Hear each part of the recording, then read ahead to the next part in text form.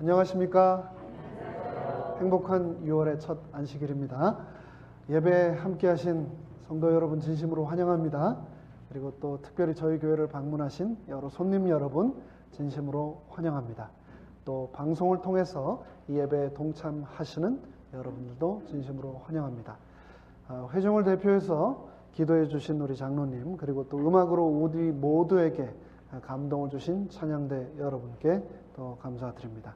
이 시간 성령님의 음성을 친히 들어 우리 모두 축복받는 그런 특별한 시간 되시기를 간절히 기원합니다. 오늘 예배 시작하면서 특별히 참 제 마음에 너무 큰 감동으로 와 닿는 것은 바로 우리 어린이 설교였는데요. 여러분 먹는 거 좋아하는 사람들이 식당 가면 주문을 어떻게 하는지 아십니까? 이모 여기 2인분 같은 1인분이요 이렇게 주문을 합니다. 2인분을 시켜 먹지 꼭 그렇게 안 하고 2인분 같은 1인분 달라고. 근데 오늘 아이들이 이렇게 8명이 앉아있는데 참 아무것도 아닌 것 같고 장난꾸러기인 것 같지만 이 아이들이 한 명 한 명이 저는 10명 같은 한 명 같아요. 이 아이들이 언젠가 자라서 결혼을 하고 가정을 꾸리고 자녀를 낳아 이 교회를 계속 이어나갈 우리의 가장 큰 축복 아닙니까?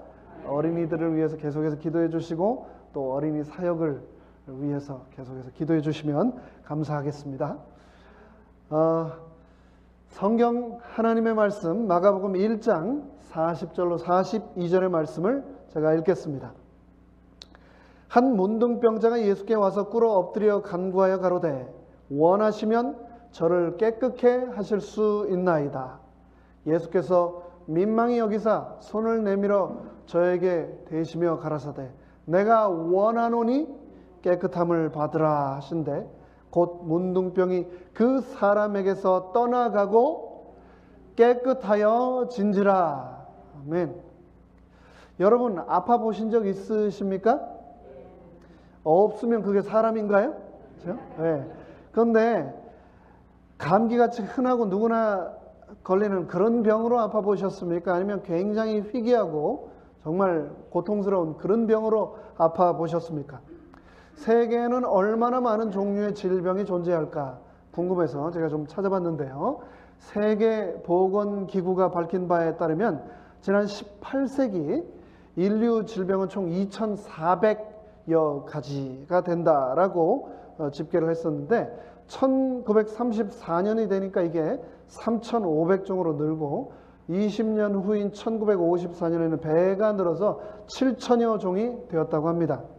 그 이후에 공식적인 통계는 제가 확인을 못 해봤는데요. 비공식 통계로는 현재 세계에 퍼져 있는 질병은 최소한 8,000가지가 넘을 것이다 라고 우리가 어렵지 않게 추측을 할 수 있습니다. 여러분 한자 성어에 생로병사라는 말 아시죠? 인생을 4단어로 줄여놓은 겁니다. 그런데 누구나 다 이 땅에 태어나자마자 그 다음이 뭡니까? 늙는 겁니다. 그 다음에 늙으면 병들고 그 다음에 죽는 것. 그것이 인생입니다. 사람은 단 한 명의 예외도 없이 누구나 태어나서 늙고 병들고 결국 죄로 죽게 되어 있습니다. 감염성 질환으로 아니면 바이러스성 질환으로부터 아니면 고혈압이나 당뇨나 암과 같은 비감염성 질환까지 모든 인간은 이런 병으로 고통을 받고 그로 말미암아 인간의 존엄성은 파괴되고 삶의 질은 심각하게 떨어지게 됩니다. 특히 과거 문둥병에 걸린 사람들은 오랜 기간 동안 심각한 고통을 당하며 죽어갔습니다.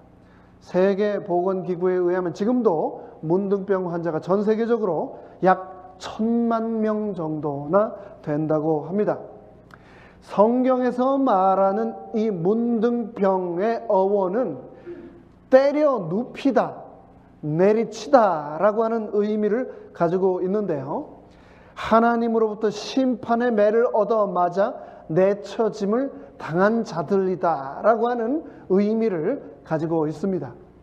미리암이 그랬고 게하시가 그랬고 또 우시야가 하나님의 심판으로 문둥병을 얻었습니다. 구약 성경 레위기 13장과 14장 두 장에 걸쳐서는 이 문둥병에 관한 규례를 아주 자세히 다루고 있고, 신약 성경 특별히 복음서에서만도 13번이나 문둥병 환자에 관한 이야기가 등장을 합니다. 지금도 이 문둥병은 특별한 병으로 여겨지지만 당시 2000년 전 예수님 시대에는 문둥병이 정말 특별한 병으로 여겨졌습니다. 그렇다면 이 문둥병이 왜 그토록 특별한 병으로 여겨졌을까요? 우선 첫째로 그 병의 증상 때문에 아주 특별하다라고 여겨졌습니다. 처음에는 아주 자그마한 결절이 생기지만 점점 아름다운 모습은 잃어버리고 눈썹이 떨어지고 성대는 궤양으로 신 목소리가 나고 신경은 마비되고 손가락이 떨어져 나가고 발가락이 떨어지고 나중에는 손발 전체를 잃어버리게 됩니다. 20년 혹은 30년 더 긴 시간에 걸쳐 육체가 서서히 무너지며 죽어가고 나중에는 뇌까지 침범하여 혼수 상태에 빠져 죽게 되는 병, 그 병이 바로 이 문둥병이었습니다. 이 병은 몰골도 무섭지만 전염성이 있어서 아무도 상종하려 하지 않았습니다. 문둥병 환자는 통증도 힘겹지만 변해가는 자신의 외모를 보면서 절망하게 됩니다. 그러면서 자기도 모르게 희망의 끈을 놓아버리고 말지요. 그래서 이 문둥병의 가장 무서운 부분은 바로 환자의 마음속 깊은 곳에 절망을 심겨 놓는다는 데 있습니다. 둘째로 이 문둥병이 특별한 이유는 이 병의 영향 때문입니다. 문둥병은 전염병입니다. 지금은 뎁손, 리팜핀 그리고 클로파지민이라고 하는 항생제들이 개발이 되어서 초기에 치료를 하면 후유증인 변형을 거의 남기지 않고 충분히 완치할 수 있다고 하지만 예수님 당시에는 전혀 그렇지 못했습니다. 주변 사람들에게 호흡을 통해서 혹은 피부의 접촉을 통해서 이 병이 번져 나갔던 겁니다.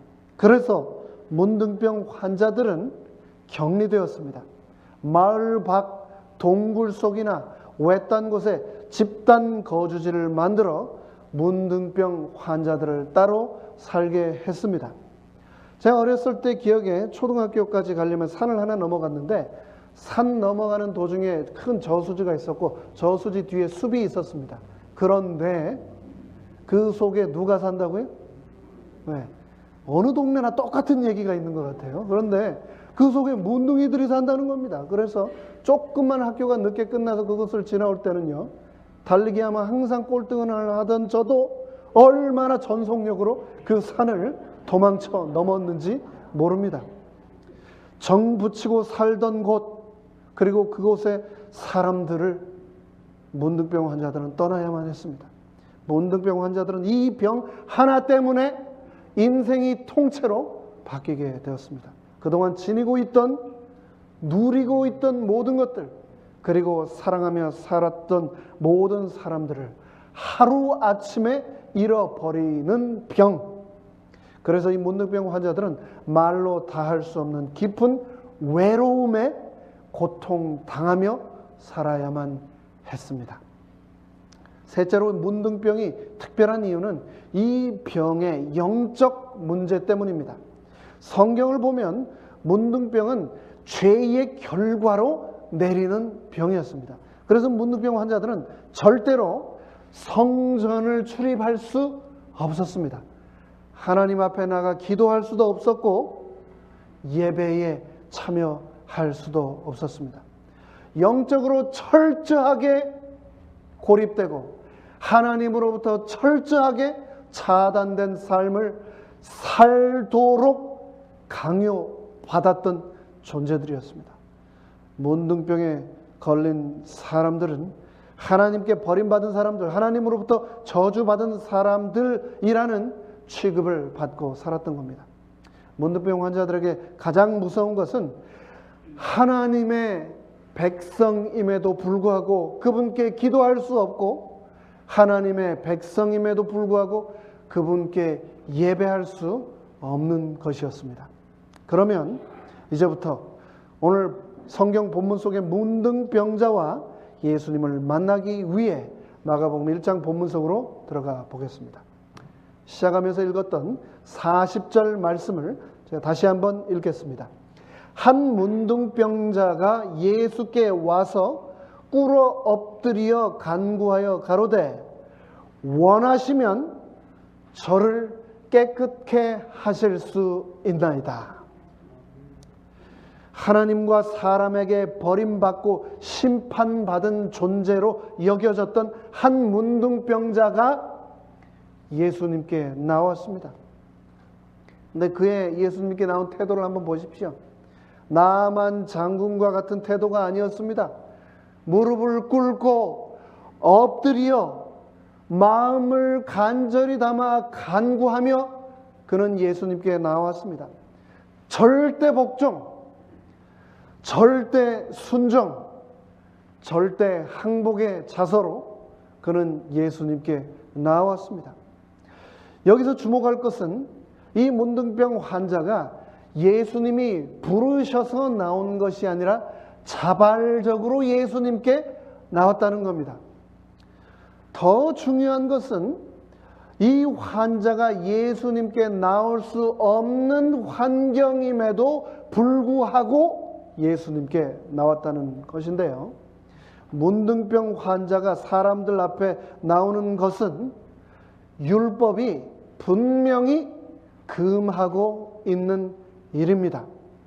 더더욱 공개적인 장소에서 특정인을 만나기 위해 자신을 드러내는 일은 엄하게 금했고, 그래서 문둥병 환자는 공공장소에서 사람들에게 발견되면 율법에 따라 돌에 맞아 죽을 수도 있었습니다. 물론 문둥병 환자 자신도 이런 사실을 잘 알고 있었습니다.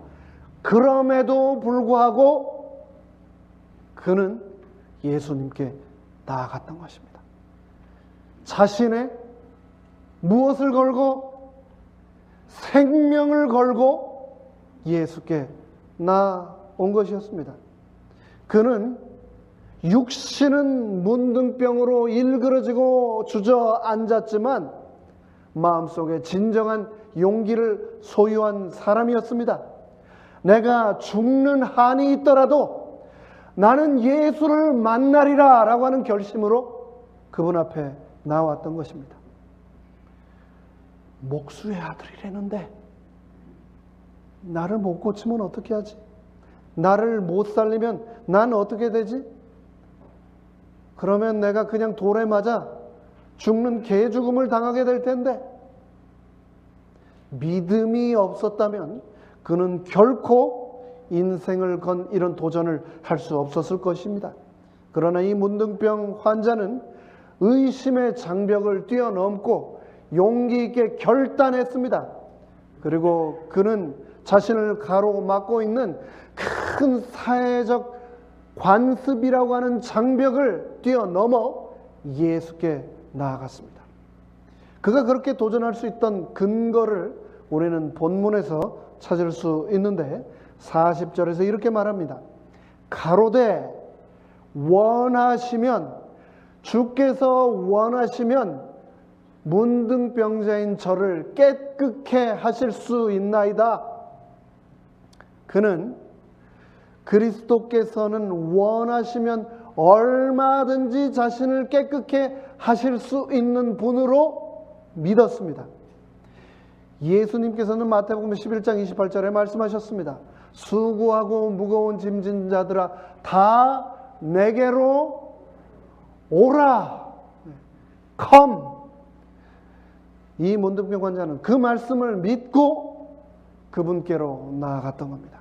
이 문둥병 환자가 예수께 병을 고쳐달라고 청할 때 한 말을 살펴보겠습니다. 마태복음 8장 2절에서는 다시 이렇게 기록하고 있습니다. 한 문둥병자가 나와 절하고 가로되 주여 주여 원하시면 저를 깨끗게 하실 수 있나이다. 마태복음에서 이 문둥병 환자가 예수님을 누구라고 불렀다고요? 주여라고 불렀습니다. 예수님이 세상의 주인이라고 하는 것을 그는 알고 있었던 것입니다. 주님만 원하신다면 문둥병일지라도 고치실 수 있다는 것을 나는 믿는다라고 그는 마음속에 결심했던 것입니다. 그는 주님께서 하시려고만 하면 불치의 병인 문둥병도 얼마든지 고칠 수 있다는 사실을 믿었습니다. 오늘날도 바로 지금 이 순간도 주님께서 원하시면 이 문둥병 환자의 고백처럼 나도 고백하면 나의 절박한 문제를 예수님께서 풀어주실까요? 풀어주실까요? 그분께서는 지금도 이 순간도 내가 그분을 주로 인정하고 그분께 고백하면 나의 인생의 문제를 풀어주실 것입니다. 오늘 본문은 마가복음 1장입니다. 복음서가 시작하는 첫 장에 등장한 사건입니다.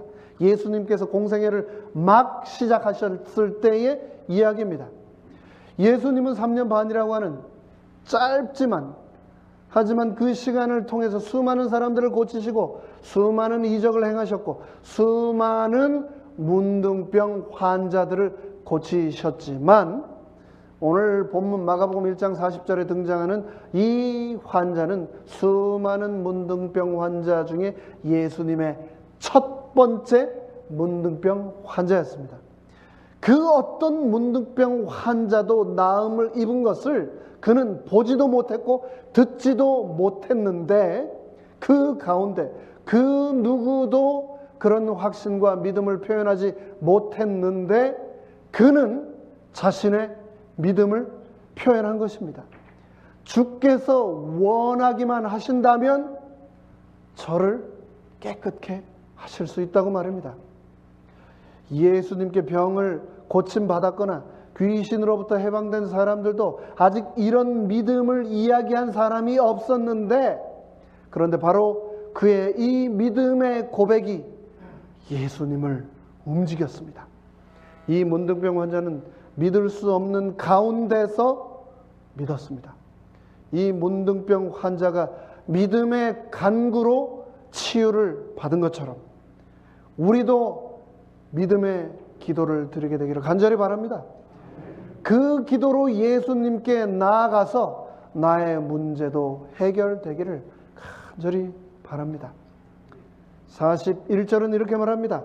예수께서 민망히 여기사 손을 내밀어 저에게 대시며 가라사대 내가 원하노니 깨끗함을 받으라. 여기서 예수님께서 민망히 여기셨다, 민망히 여기셔서 손을 내미셨다라고 하는 이 표현은 현대말로 바꾸자면 불쌍히 여기셨다, 간절히 열망하셨다는 말입니다. 예수께서 너무나 이 사람을 불쌍히 여기시고 고쳐주기를 간절히 열망하시고 그를 파멸로 이끈 사단을 향하며 분개하시면서 손을 내밀어 그를 치료하셨다는 말입니다. 이것은 예수님께서 문둥병 환자에게 보이신 첫 번째 반응입니다. 죄를 지으면 나와 하나님 사이에 사단은 제일 먼저 잘못된 하나님의 모습을 심기 위해 몸부림을 칩니다. 내가 죄를 지은 그 순간 나와 하나님 사이에 잘못된 하나님의 모습, 심판의 하나님, 분노의 하나님, 정죄의 하나님의 모습을 내 안에 사단은 심는 겁니다. 하지만 여기에서 분명히 우리는 내가 궁핍한 가운데 있을 때, 내가 질병의 고통 가운데 있을 때, 내가 죄에 몸부림치고 있을 때 예수님의 모습은 나를 불쌍히 여기시는 모습, 내가 낫기를 간절히 열망하시는 모습이라는 것을 확인할 수 있습니다. 로마서 8장은 이렇게 말합니다. 누가 우리를 그리스도의 사랑에서 끊으리요? 그 어떤 아무 피조물이라도 우리를 주 예수 그리스도 안에 있는 하나님의 사랑에서 끊을 수 없느니라 라고 성경은 기록하고 있습니다.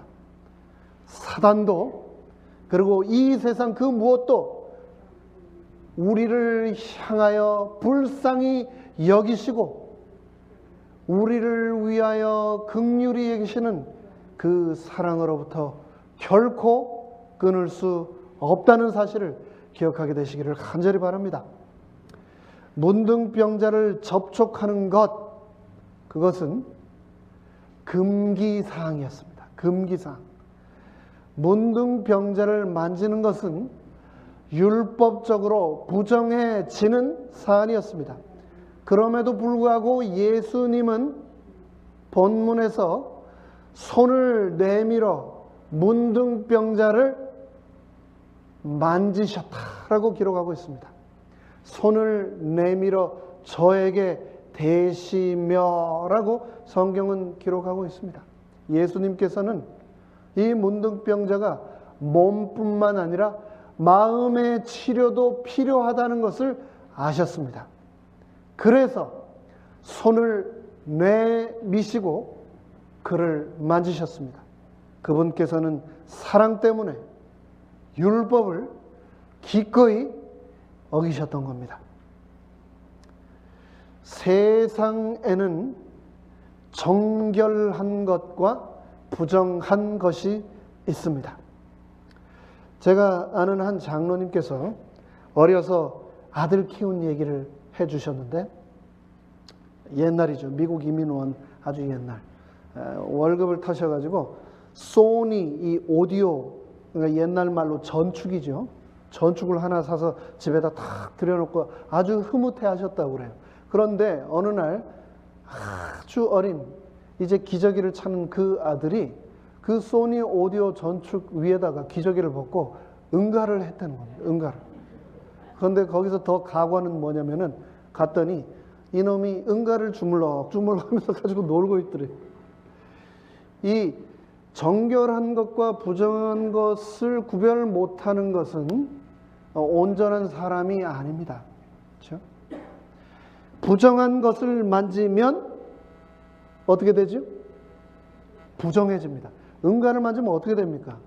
더러워지죠. 그러니까 만지는 사람이 없습니다. 만지지 않는 것이 정상이죠. 세상에서 부정한 것을 만지면 그 사람도 부정해진다고 우리는 알고 또 믿고 있습니다. 전염병 환자, 죽은 시체, 피를 만지면 그 사람도 부정해져서 사회와 가족으로부터 격리되고, 특별히 유대인의 규례에 따라서 제사에 절기에 참여할 수 없는 것, 그것이 아주 철저하게 그들에게 지켜오던 관습이었습니다.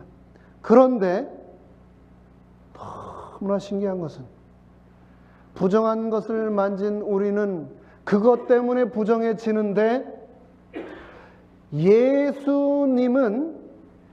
예수님이 부정한 것을 만지면 예수님 때문에 그것이 정결해졌습니다.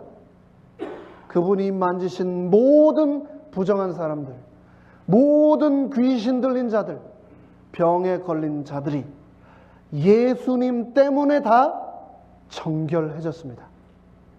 죄인의 죄를 대신 지신 무고한 어린 양이 피를 흘리고 그 피가 성소에 뿌려짐으로 성소가 부정해지는 것이 아니라 죄가 용서함 받고 정결함을 입었던 것처럼 유월절 어린 양으로 오신 예수님의 보혈이 십자가에 흘려짐으로 죽을 수밖에 없는 부정한 죄인인 내가 정결해지고 영생을 얻게 된 것입니다.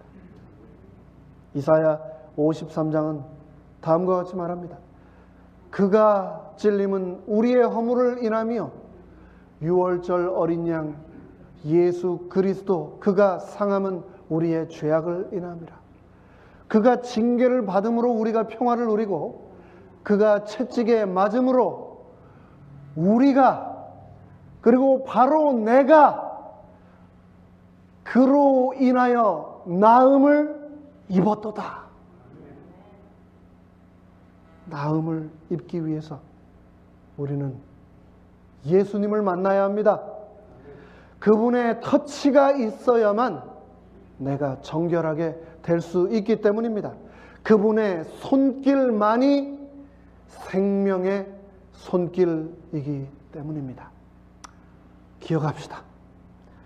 예수님이 원하시면 죽을 수밖에 없는 나도 깨끗함을 받을 수 있다는 것을 말입니다. 엉클어지고 상처와 실패로 망가진 내 인생도 새로워질 수 있다는 것을 말입니다. 2000년 전에 한 문둥병자에게 하셨던 말씀, 원하노니 깨끗함을 받으라. 그 말씀은 오늘도 여전히 유효하고 살아있고 생명력이 있다는 것을 기억해야 되겠습니다.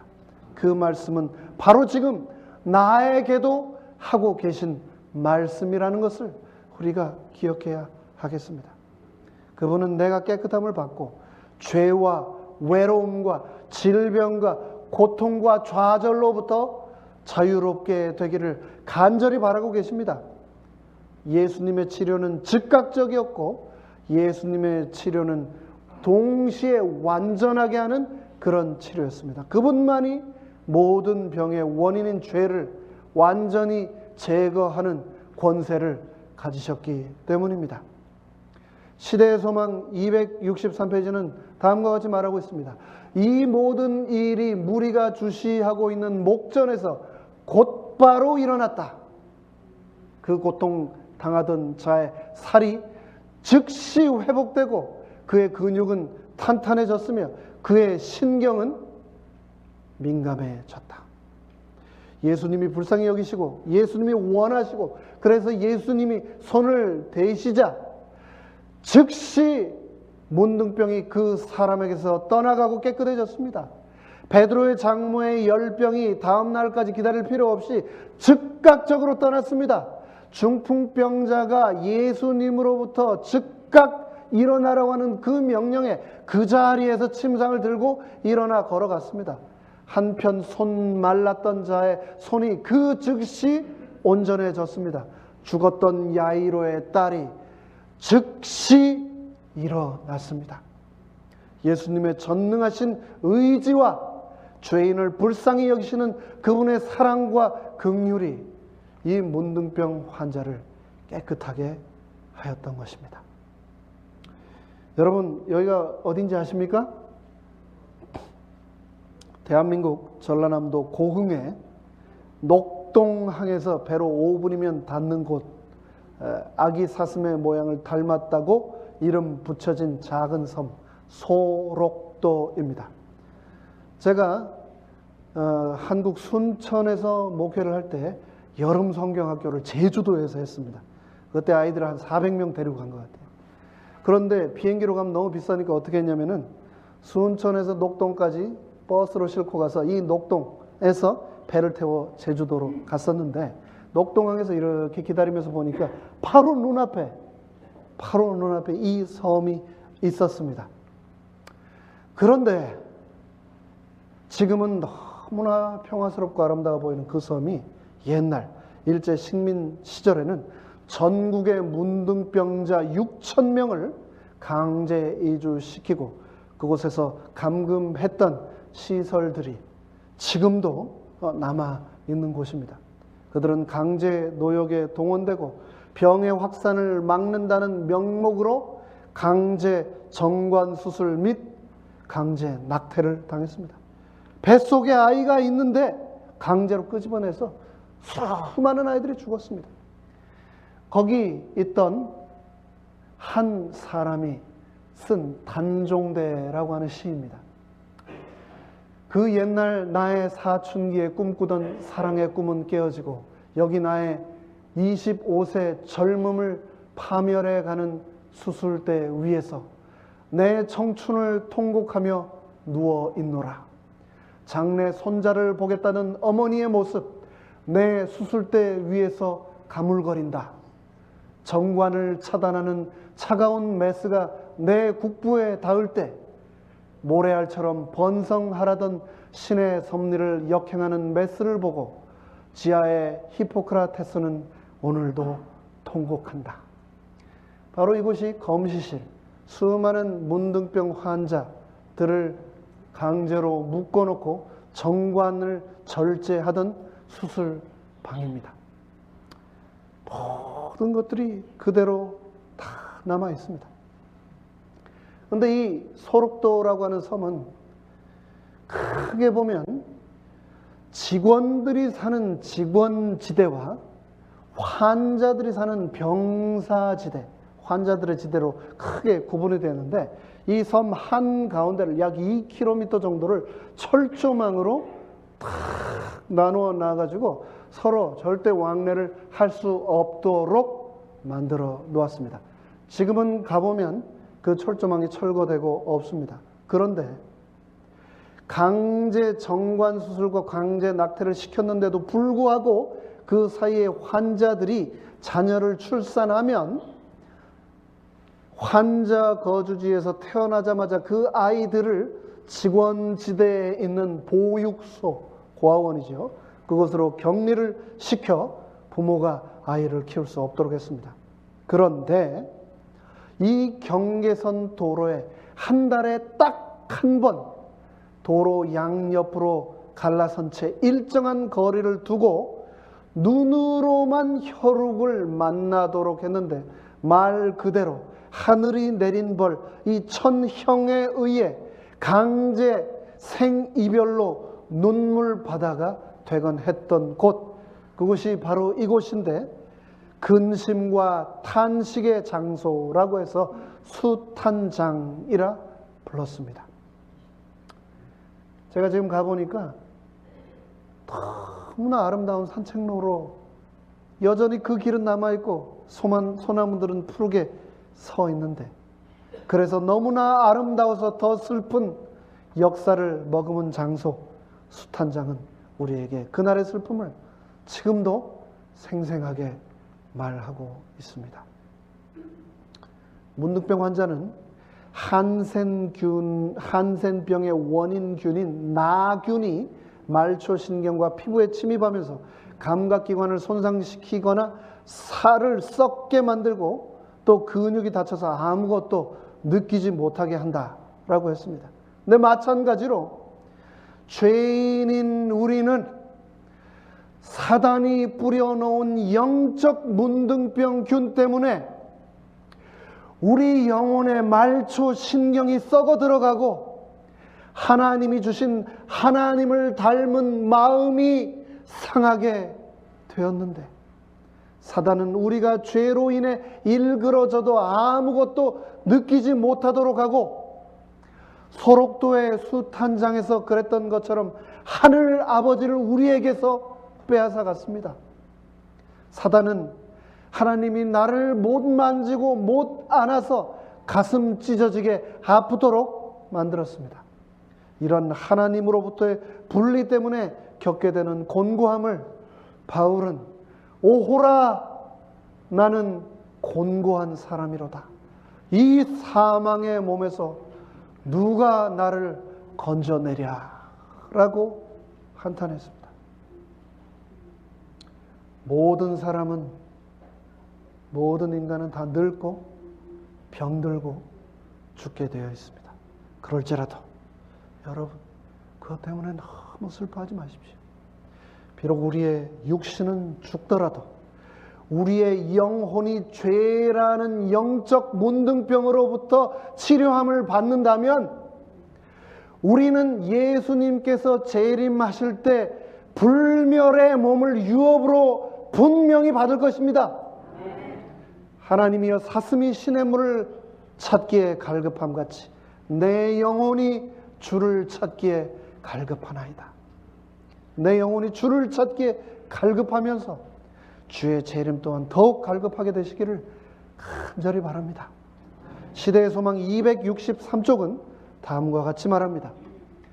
예수에게 도움을 구한 자 중에 단 한 사람도 그냥 돌아간 자는 없었다.